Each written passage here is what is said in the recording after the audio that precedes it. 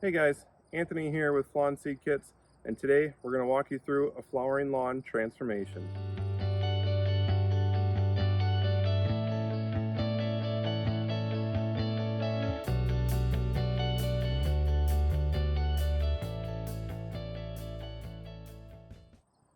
Welcome to my backyard.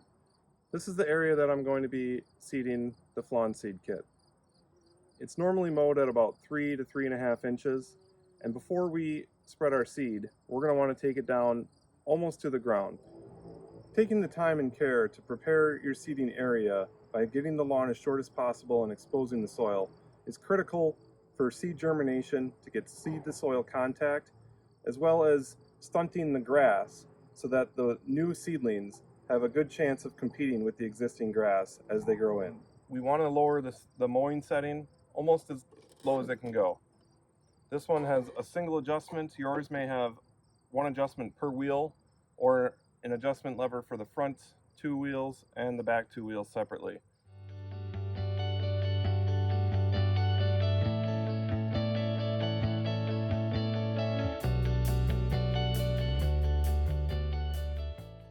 If after going over lawn the first time you have rows of clumps or you can't see the soil yet, you need to go over it a second time in an opposite direction.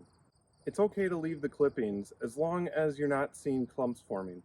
If you do see rows of clippings or clumps that prevent you from seeing the soil surface, it's best to rake those off to the side for now. There was quite a bit of crabgrass here this season, so I'm going to go ahead and attach the bagger, as shown there, and collect the clippings and discard them, either in a hot compost pile, or if your city has a collection service, you can put them in a waste bag and leave that out at the curb for pickup.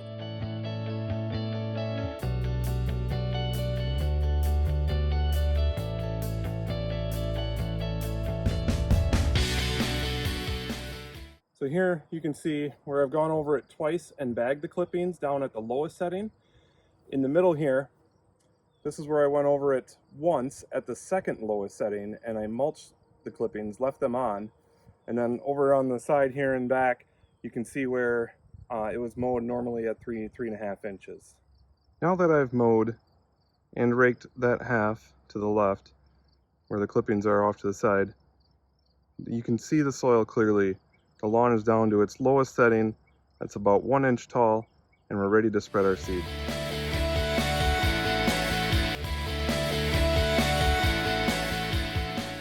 You want to use about half the seed in the package to cover the entire area, going over it once. Take a pinch of the seed in your hand and walk straight across the seeding area, taking your hand back and forth, letting seed drop as you walk. Each pass you make should be about 6 feet apart from each other. So when you're spreading your seed, you want to spread out about 3 feet on either side of you.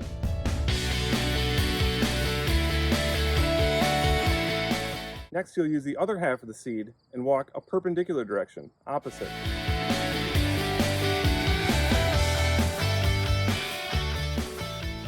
Once you've completed spreading all the seed over the entire area, going both directions, you want to repeat those steps for any other seed varieties that were in your kit or you ordered separately.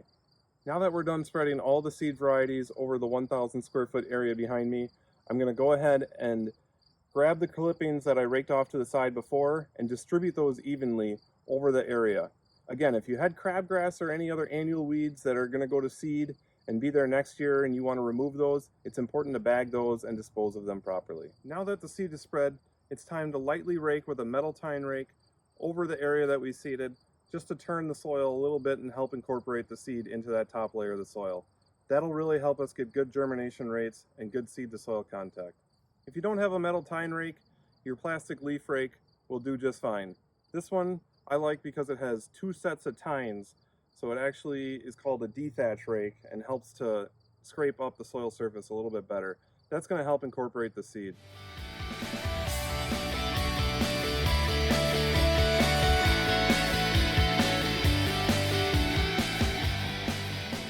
Now that we're done raking, I can grab the clippings that I piled up on the side before after mowing. I can redistribute those over the top, and that'll act as a mulch, insulating the soil, holding moisture in, and preventing the soil from drying out.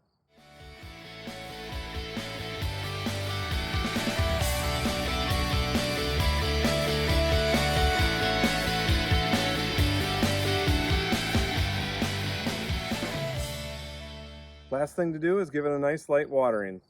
Watering after seeding for about 10 to 15 minutes, 1 to 2 and possibly 3 times a day if you're in a hotter, drier climate, is very important to help through the germination process and to prevent the seedlings from dying through any summer heat or drought. Once established, a flowering lawn will require very little watering.